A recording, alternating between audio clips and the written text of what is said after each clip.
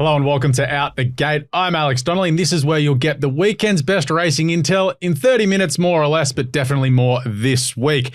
As always, I am joined by the Herald Sun, Gilbert Gardner. Gil, you may have lost the grand final last week, but we plough onto the big grand finals here in racing. Yeah, that's right. We had our colours lowered on and off the track last week, but we're hoping to make amends. Your women's team did absolutely belt the absolutely living colour off my team as well, so it was an okay weekend for you, not for me, but up in Sydney, we've got a bit of a quieter week this week before we really ramp up into the Everest next week. We are joined as always by Mitch Cohen. G'day, Mitch. Yeah, g'day, boys. Yeah, it is, I guess, a little bit quiet. There's still some good races. Obviously, the Hill Stakes there on Saturday. The Allen Brown's a pretty competitive race, but certainly with next week's Everest and King Charles as well on the day. I think that's the one we're all looking for next week. But fingers crossed we can bounce back after a rough week last weekend. So you're only as good as your last tip. We've got this week, so I reckon we can get on the board this week, go into Everest week full of cash. But on today's agenda, we do have the Group 1 feature preview for the Caulfield Guineas and Toorak. We'll dive deep into those races. We will mention the Might and Power as well, just a small field of 4 there. The World Pool is in action at Caulfield from races 5 through 10 this weekend as well. We'll have a look at the Hill Stakes at Rosehill, but of course, as always, the best bet, the value bets, and the quaddy legs for this weekend. But before we get started, make sure you do subscribe to Racenet on YouTube. Make sure you hit that like button on this video as well, and hit the notifications bell so anytime we do a video, it does pop up in your feed. And of course, the social media channels at Racenet tweets on X, and of course, Facebook and Instagram is at Racenet. Getting plenty of videos up at the moment. The boys have been out at the track early in the mornings during the week. Plenty of hours at the moment. A lot of coffee going on, but let's get out the gate. Caulfield this weekend is our main port of call. Rail true, good form, weather's great. It is. It's perfect. 3 Group 1s and away we go. Yeah. So Caulfield Guineas is the major race that we're going to have a look at this week. We'll start off there as the speed map pops up on your screen now. So we do have the full field at the moment. No note of any of the horses being scratched with those emergencies getting the run, but looks like we'll get a fairly quickly run Caulfield Guineas as some of these lead-ups, the Golden Rose, the Stut Stakes, and the Exford Plate have been run very quickly. Yeah, no doubt. And look, it's great. I found it really hard, actually, to be honest. You had all the different form lines coming together, of course, which they always do for a race of this calibre and quality, and what's at stake for some of these horses that, you know, if you can win it, you could guarantee your future for life after racing as well. So I think with a couple of the fancied chances drawn wide, now we know Vinrock, we saw, well, I think you got a replay coming up, but we saw everything went wrong for him last start. Now his best work is when he's up forward, so I'm expecting a bit of a squeeze up from Vinrock despite the wide draw. They've got to put the bit between the teeth and go forward and try and dictate this race. So I think in terms of the speed map, I've questioned the speed maps week after week, and I'm going to question it again. I think he'll be leading. He's not going to get across easily, so that's going to be the challenge for him, but he's got a big engine. We know he's a quality colt. He's a Group 1 winner already, so he's got, you know, he doesn't have to prove anything to anyone necessarily, but so I think that's probably the big play there. Vinrock will probably go forward. So he just tags Romantic Encounter across and hopefully he leads and maybe he sits outside of him. Yeah, that's right. That's right. Well, I still think he'll want to be in front, Vinrock, because I'm not sure he's got that change-up speed to sort of sprint away from them. So I think he's just going to try and make the truly run or true test and try and run him into the ground. Okay, we'll take a look at our first of replays here, the first of which being the Golden Rose. And Mitch, as they swing around the turn, Baywalk's going a million miles an hour, keeps on going. Wotan up the fence, as is Rivellino. And then you've got Autumn Boy, who's been widest of all. And Nepotism, well, he didn't do much. More than anything here, boys, Baywalk obviously just controlled this race. He ran a track record in this Golden Rose, so he was pretty hard to catch from out in front and was what's the best of the runs in behind. I suppose it was Wotan. Look, he was right there and finished off okay, but it's hard to measure up, I think. I think you can make excuses for Autumn Boy. He was having that second run at 1,400 metres there, so maybe he's the one that can improve. Nepotism, you'd have to say, does have to improve off this run. Yeah, and he's also drawn wide Nepotism, whereas Autumn Boy, maybe he can sit closer from barrier 1. But we have a look here at the Stut Stakes as they go around the tourney. You mentioned Vinrock had no luck. Like, he was just out of the race here. And West of Swindon and Romantic Encounter up on speed, and they've run quite well. But there's a few others in this as well. Yeah, no doubt. Look, Vinrock blew the start, so that probably didn't help his cause. He dropped his head just as the barrier opened. That's how he finished up back there. But you see here, so he is starting to make ground. Yes, Hillier is sort of getting tired and he's got a horse to his outside. I think that was High Vol that sort of comes alongside him. So he did finish off well. Now he pulled up with sort of a minor niggle as well. So there's add a little bit of merit to it. spoken to the Yulong team since, and he's basically pulled through that run quite well. And the big change for them will be that we know now that he has to be on speed to be a contender. So we like that. I thought Hillier, a very nice run there. I don't know what price he went around in the stud, but I don't think he was fancied, and I thought he ran pretty well. And he also worked well last Tuesday at Caulfield. He was one of those, the Tuesday Gallop morning watches, I guess. And look, I'm not much of a Gallop expert with all the stopwatches and whatever, but all the good judges tell me that Hillier worked really well. So, and I think he's sort of being a little bit disrespected and could be a horse that could show something in what is really a very even Caulfield Guineas this year. So he was 20 his last start. And we probably haven't touched on the race before, the Exford Plate at Flemington. They went really fast, really early, and Vinrock and Hillier were both bang up on the speed there. So there could have been a touch of flatness, whereas you have a look at sort of what West of Swindon had done, where he sat back and hit the line, then took up the speed this place. So there may be a little bit of flatness before the grand final after such a fast run race. But as you said, it's nice and even. Which way are you going? Well, I've forgotten both of these races, and I'm just going outside the swimming outside the flags is what I'm trying to say. But I like Navy Pilot. Now this is same camp as the West of Swindon. It is a Mar runner. It just looks like a horse that's, I guess, not the best horse right now. Might not be the best horse going forward either. But I just think he's got a little bit more upside. I really like the way he's been preparing. I think you go back through his runs. He campaigned up in Queensland as well last winter. Didn't have a lot of luck, sort of went back, weaved through, showed a little bit of tenacity to sort of work through those heavy tracks up there and still sort of found the line despite not having the best of luck. He's come out here. He won. He got touched off first up. He savaged the line and then just got the job done last start off a moderate sort of tempo. I just think he's a horse that's sort of going places. He has drawn well compared to some of these others. And look, I'm not saying he's going to come out and win by 3, but I just like the price. I think he's a good each way chance.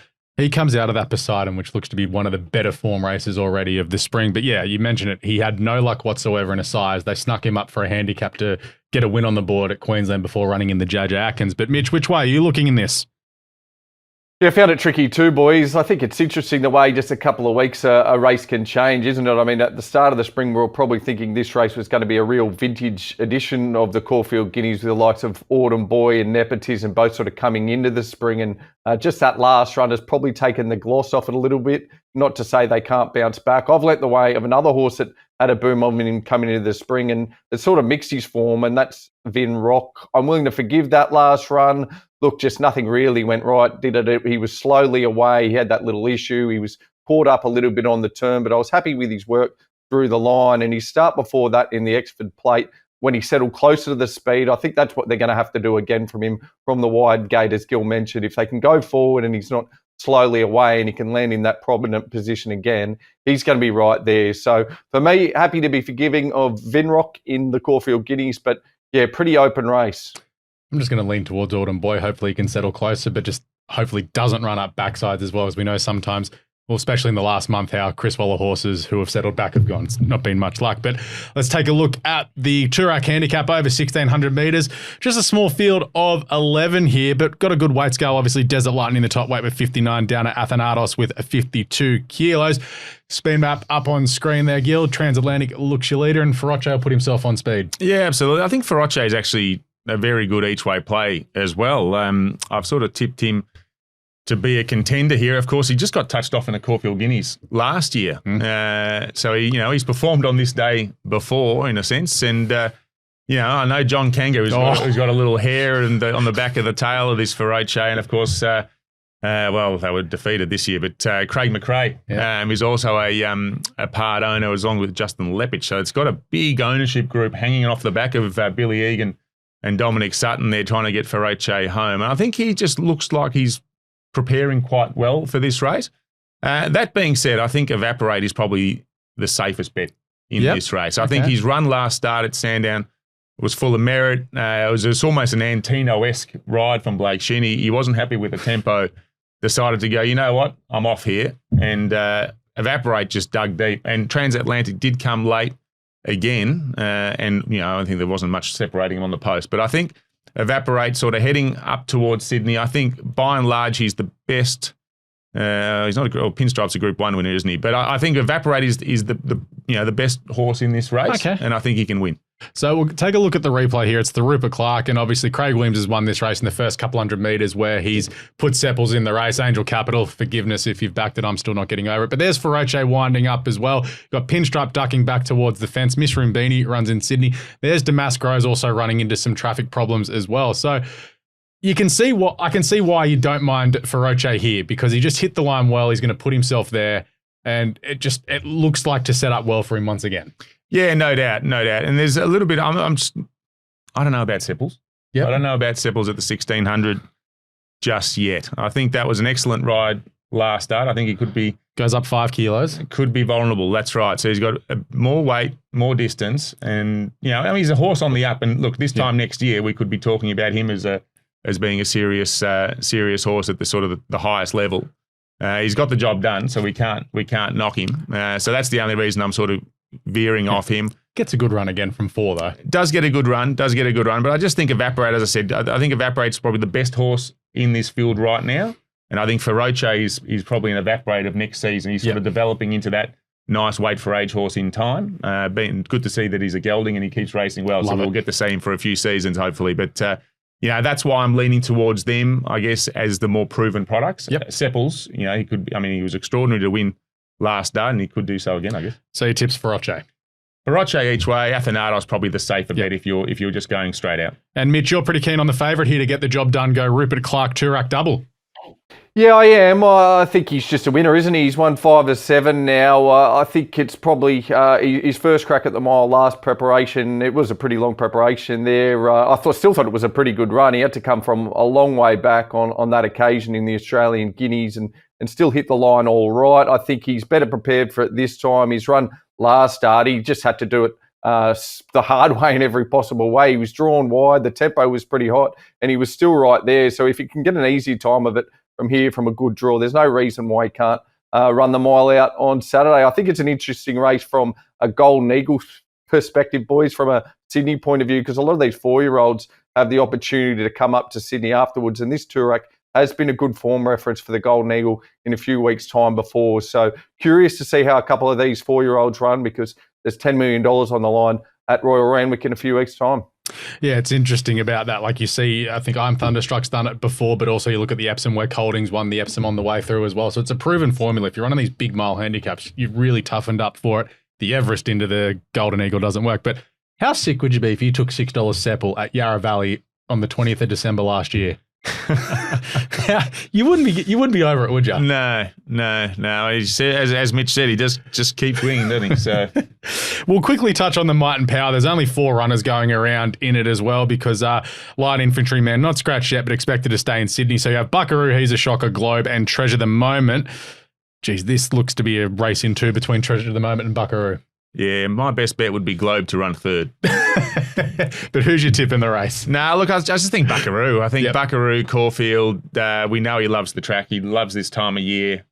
I think he's just the safer bet. Yep. Again, I thought Treasure was excellent in the fan, all considered, given coming off a minor colic setback. I didn't expect them to sort of, run the guts out of her trying to chase Pride of Jenny. She was thereabouts. She had her chance, couldn't quite get it. I love that they took it up. Yeah, absolutely. And I think they had to, because they do want to get to the Cox Plate. So they had sort of no choice. It was either do that or forget the spring and come back next season. But look, I thought it was an okay run.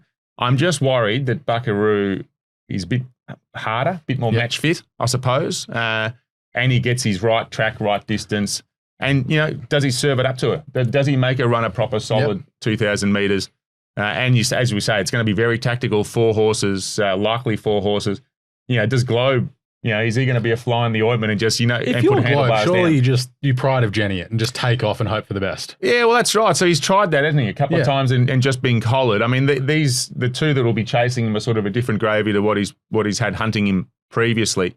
I think he's raced to his level, he's the past 2 or 3 starts. But, look, I just think Buckaroo, I think, he just looks like a very good bet in this sort of race. I'm not jumping off Treasure. I do want to see her on Cox Plate Day. I think we need her there on Cox Plate Day.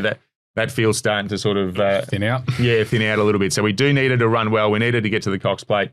And who knows, maybe Buckaroo puts his hand up for a Cox Plate as well. And Buckaroo is your best bet this weekend? Yes, yeah. As I said, I just think we're still getting 250-ish. I think because Treasure of the Moment is obviously very short. I just think it's a good price for a horse that, in theory, yes, anything can happen in racing. We don't want to say it's a 2-horse race, but to get $2.50 on a horse that multiple Group 1 winner that basically will either win or run second by a nostril, I'm happy to take. Yep. And Mitch, you're keen on the favourite. Yeah, I know you don't want to call it a 2-horse race, Gil, but you can call it a 4-horse race on Saturday if you want. By the time they jump, look, I think I'm happy to call it a 2-horse race. It's a no-bet race for me. I think they're both really good horses. I think Buckaroo's flying. He was excellent in that Underwood.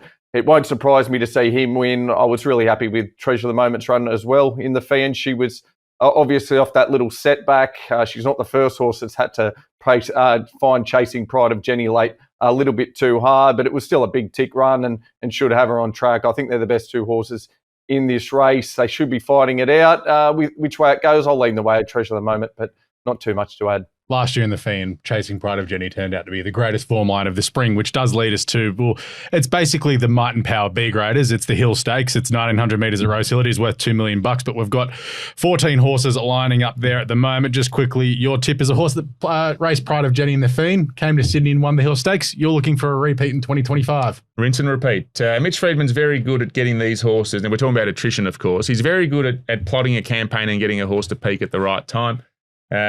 As you mentioned earlier, I think attrition probably went better this year in the Fiend than he did last year. And, if that's the case, he'll go up and I think he returned $25, $26 in the Hill Stakes last year. I haven't looked at the market just yet, but I'm happy to take him. It's a proven formula. It's sort of his level of race. I think attrition, it's a very winnable race for him. We know he goes that direction. And as we said, I think that Fiend form, will hopefully stand up in Melbourne will stand up just generally because it's a very good race. But, we got Pride of Jenny's going to the King Charles next week. So that'll set up nicely. But I think attrition was one of the better runs behind Jenny. Treasure of the Moment, of course, she ran second and she could win a Might and Power on Saturday as well. So all the form lines sort of tie in nicely together. Attrition for me. And Mitch, you are with the horse. He is dropping well in grade and he's a Group 1 winner at the track and distance. Yeah, that's Lindemann. I think it's hard to go around him on Saturday. I know he's drawn 14, but he's got to jump. Nash will go forward on him again. He knows the horse so well. He'll probably lead, control this race and be hard to catch. He beat Sedelius 2 starts ago in the Chelmsford Stakes by a narrow margin. We've seen what Sedelius has gone and done down in Melbourne with 2 Group 1 wins down there. Only beaten a lip by Fangirl last start in the 7 stakes. Now he returns to his home track where he's also won a Rosehill Guineas over 2,000 metres. This is a little shorter than that, over 1,900 metres, but around the same ballpark. Look, I think he's just going to be too hard to catch again. He's absolutely flying this preparation. Be interested to see what they do after this run, if they back him up in a King Charles or maybe head down to Melbourne. But he's really flying this horse. Nash knows him well. He's going to be very hard to beat again on Saturday. So we'll move to the best bets of the weekend. Obviously, Gil, we've touched on yours already, being Buckaroo and the Might and Power. So, Mitch, we'll go straight back to you. Race number 5, the Tap Craig. So we haven't mentioned it, of course, with the weather in Sydney. The rail is out 2 metres at Rosehill this weekend. Currently a soft 5 on Thursday morning, but the weather outlook for the next couple of days in Sydney looks absolutely beautiful. So the track should be perfect. Mitch, and give us your best bet. Yeah, the track should be perfect. You're right. I think we're starting to get that muggy spring weather coming in, and it's pretty warm in the coming days as well. So I think we'll be in the good range on Saturday, which is good to see. A bit of rain around early next week towards Everest. It should be warm again. But the best bet, that's what we're focusing on here, is in race 5, number 2. That's Farnicle. He made an excellent return in that Heritage Stakes behind Mahuna there. He ran the fastest last 600 of that race and the fastest final furlong of that race. That was over 1,100. He steps to 1,400 metres here. He was also nominated for the Roman Consul on the same card, but I think the 1,400 metres will be a better step here for him. Look, he'll move through this race towards a Calendar Presnell. He might just be a big factor in both of those races. So the 1,400 metres should suit. Look, the 2 main dangers in it are his stablemate Duke of Arrakis and Oh Hope. They're coming out of the same midweek race, so Napoleonic lines up in the Roman Consul Stakes just before this. So you're going to get a pretty good form reference of how those his two main rivals are heading into this race. But yeah, Barnacle for me. I think he can win and potentially win his next start 2 over a mile. We'll move across to the next best, Gil. We've already touched on it. You're just going out swinging these Group 1s because it's Feroce. Yeah, that's right. It's sort of this next month is just so exciting in Melbourne and Sydney. To be fair, I'll take my allegiances aside. It's just good racing, and that's what we want to see. So we've got the 3 Group 1s in Melbourne, so I figure we might as well turn a profit in them. Feroce, we've sort of mentioned him earlier in the show. I just think everything just looks nice. He's a track that he's clearly proven out. He was sort of a half head or a nose bit, whatever, off of Caulfield Guineas last year. I think he can come back and get a Group 1 on Saturday. I like it. Mitch, your next best. We're not looking at one of the bigger races. We're looking at the midway of the weekend, but it was a horse who was really good last start and gets a good claim. Yeah, that's right. Race 2, number 12, number 2, V12, I should say. But look, I think this horse does have an engine, that's for sure. I think he's come back off a little freshen up in Midway Company last start, over 1,300 metres. It was fairly luckless, to be honest. He was caught up to about the 200 metres, and even till about the final 100, he only really got clear air, and he wasn't far off his stablemate, a horse that's destined for Stakes Company's stablemate. So, look, I think he's a great chance here, and I just think at the value at $8, he presents as a really good bet. I've got a lot of respect for the favourite, Modella. She's coming out of a golden pendant where she was only 3.5 lengths off Manal, but she was racing in midway grade before that. So she's fairly short. I think she will run well, but at the $8 mark, I think V12 is the bet. We'll move across to the value bets of the weekend. Gil, once again, in the Group 1s, we mentioned it. Hillier, despite the wide gate, massive odds. You give it a good chance. Yeah, it's just more the odds play, to be fair. I think it's a wide open Caulfield Guineas, as we said, drawn wide. I think it's been progressing nicely. 1,600 looks ideal. It has sort of had good races under its belt, so it should be sort of towards its peak fitness, I suppose. And I think it's a son of Zoustar, so it'd be pretty valuable if he could come out and win a Caulfield Guineas. That would make him pretty expensive or pretty valuable going forward. So at the price, look, if he was half the quote, I probably wouldn't be interested. But I think you can get $60s and $70. Not dissimilar to Deacon last week. Might get better on the day. That's where possibly. Not dissimilar to Deacon last week. Sort of specking that price, and as we suggested, he sort of ran a nice fifth. He's really good. He's actually tracking really well for the Cups, but half yours. Oh boy, we'll talk about the Caulfield Cup next week, of course. Mitch, your value bet comes up in the Alan Brown, and I don't know how you found a bet in this race. Good luck. Yeah, that's why we found the value bet in this race because, look, it's a big field and, look, there's a number of chances, but we're backing a horse that's going really well, and that's Bezusto. He come back for this preparation with a really good return in that Group 3. Bill Ritchie, look, with your blessing, just led them up in that race, controlled the race and won, but he was good closing, hitting the line. He wasn't far away. Now, the best runs of his career are all over 1,400 metres. He wasn't far away in a Stradbroke. He won a Magic Millions Guineas and only found Here to Shock too good in a New Zealand Group 1. That's all this year. So staying at 1,400 metres here looks good. He's got a good draw. I think he's there to run well. A top 3 chance at the very worst. So Bezusto for me. Plenty of respect from the favourite coming up from Melbourne, Miss Rombini. She was terrific in that Toorak. She's drawn a little bit wide, but that could be good for her. She'll be rocketing home. But Bezusto, she might be the horse he's catching. I'm a sucker for punishment. I'm going to have something on Osipenko. I thought he was awesome the other day. Move across to the quaddies. A little bit wider this week, Gil, but that does make sense given the depth of the races we have. Yeah, I potted Mitch last week for going a bit short in the quaddie, and now I've looked at the flexi dividend, and we're sort of at the lower end of the spectrum. But anyway, we'll if we can win it, as you said earlier, they all pay the same in Australian dollars, hopefully. So look, first leg 3, 4, 5, and 9. Second leg 1, 2, 3, 8, and 9. I think that's the Guineas. So I've tried to go a bit wider there. 2, 8, 9, and 10 in the third leg, and we'll come home with just 1 and 12. I like it. $100 will get you 62.5%, but I reckon if you can get one of those horses home in the Caulfield Guineas that isn't the favourite, it'll pay a nice dividend. Mitch, a little bit shorter this week, but there seems to be some confidence even with the Alan Brown as a leg of the quaddie. Yeah, we were wide last week in the later legs, and those legs we missed in the 2 and the 1. Well, that was the Quinella. We got the Quinella with the 2 numbers, and the 1 with Autumn Glow, we got it. So, look, we've gone a little bit different this week, starting with Nivison, which is a good little race, probably the most fascinating horse on the card in this race in Pounce. An American filly that's come over here for Chris Waller having a first start. So interesting to see what she can do. Definitely throwing her in the numbers. So I've gone 1, 2, 3, and 6 in the first leg. Second leg in the Hill Stakes, a little bit lighter. Lindemann, I think he should win, but we'll just have a little bit of cover there on Elamaz to bounce back, who was, of course, in the market first up. Hill Strip Bitter. Third leg, 1, 5, and 12, and come home with 1, 3, and 7, boys. So fingers crossed we can get one. $100 gets you 138.88%. But if we throw in attrition just for Gil there, you'd still have well over 100% as well. And he's big odds, so he could absolutely pay maybe a couple of mortgages and some private school fees there. But we need to get around to the news and the headlines this week. So obviously the main bit of news in Australian racing this week was a certain horse had a barrier trial on Tuesday at Royal Randwick. Ka Ying Rising. Mitch, you were out there. What was it like?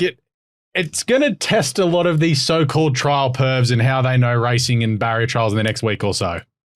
It's funny how often you talk to people and people say it's only a barrier trial and they don't care, and then something like that happens and suddenly everyone cares. So it's a matter of which way you look at it. I thought the trial was okay and perfectly fine. To my eye, I thought he jumped well. He obviously was there for the day out, his first time having an experience there at Randwick. He didn't handle it incredibly well. He did have sweat up a little bit and was sort of, it was all a bit new to him. So I'm sure that'll be beneficial on the day. The trial itself, it was okay. I don't think he was tested that much. I don't think any of the horses that are on their path to the Everest were tested that much. So he's going to have that big pipe opener on Monday next week out at Canterbury Park. So it'll be interesting to see how he goes there, and if once people watch the footage of that, if they can tell us how he looks and how he's heading towards the Everest. But from a punting perspective, does anyone care how he's trialled or whatever? I think most people are in the logic that if you haven't had a bet now on him, you're hoping he wins.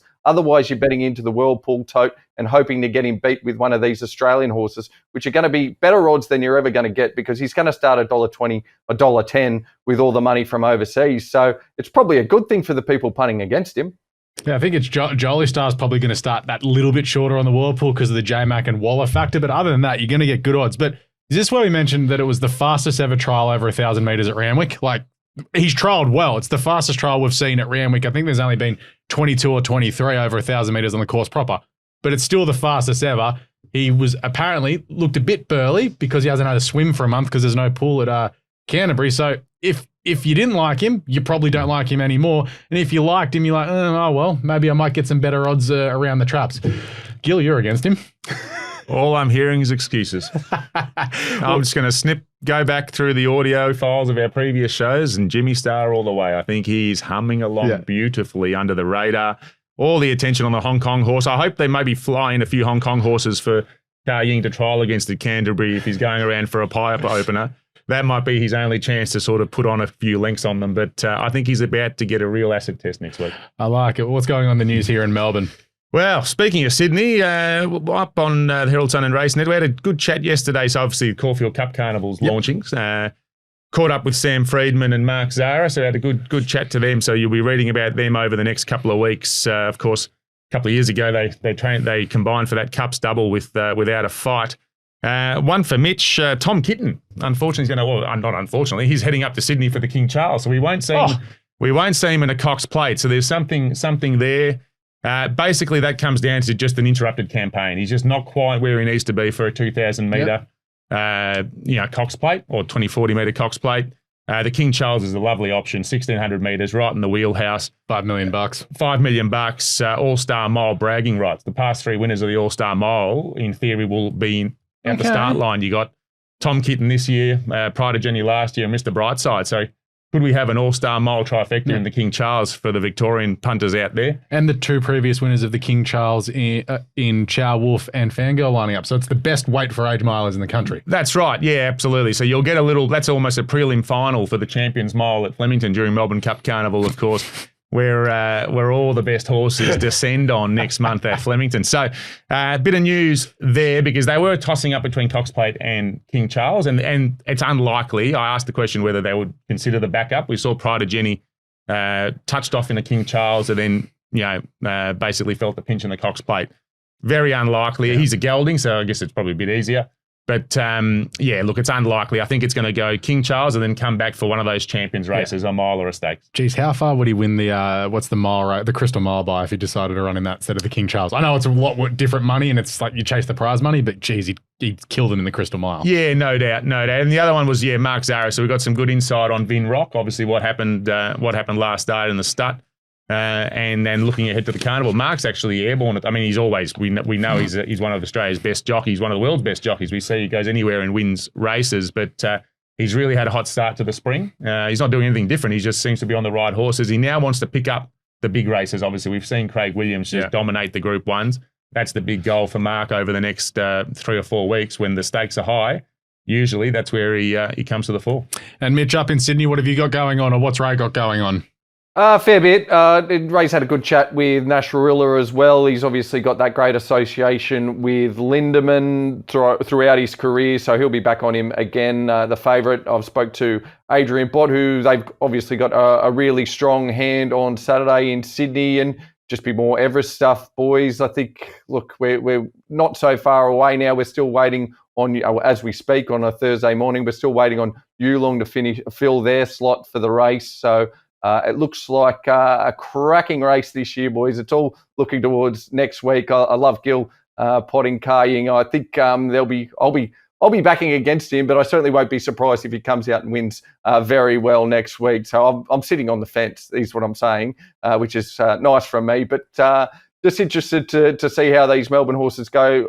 Gil, obviously, War Machine was terrific last week, wasn't he? I think we'll find out that Tim Clark is riding him in the Everest next week after Private Harry was pulled out of the race. Yeah, I think War Machine could be that one that just really, he's the private eye of what he did 3 years ago when he won the Gilgai with 60 kilos. Like, I think he's absolutely humming. He's one you got to throw in your exotics. But need to touch on the quick recap for the weekend for the boys' tips in the Caulfield Guineas. Gil's with Navy Pilot on top, but likes Hillier as his value bet. Mitch likes Vinrock. In the Toorak, Gil is with Feroce. Mitch likes Seppels. Best bets for the weekend. Gil's best bet is Buckaroo in the Might and Power. Feroce is the value and Hillier is the value. Feroce is the next best. Mitch's best Sydney bets Farnicle in race 5, V12, race 2, number 2 in the Midway, and Bazusto in race number 9. Now, make sure you do follow the boys on social media. Gil is at Gilbert Gardner. Mitch is at Mitch RW Cohen. And, of course, Racenet is at Racenet Tweets. A lot of videos, a lot of content going up on the websites as always. But, Gil, thank you. Good luck this weekend. No worries. Thank you. Hopefully we'll find some winners. Mitch, good luck. Enjoy Rosehill on Saturday. Cheers, boys. And of course, thank you to the team behind the screen as well. If you do want an in-depth preview of races 5 to 10 at Caulfield this weekend, myself and James Lamb will be going through all of those races for the World Pool preview this week, as well as Dewhurst Day at Newmarket this weekend. Big Group 1 over there as well. But of course, if you're having a bet this weekend, good luck on the punt. And we will catch you next week for the Everest and Caulfield Cup edition of Out the Gate.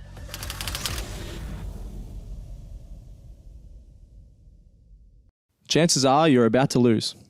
For free and confidential support, call the number on the screen or visit the website.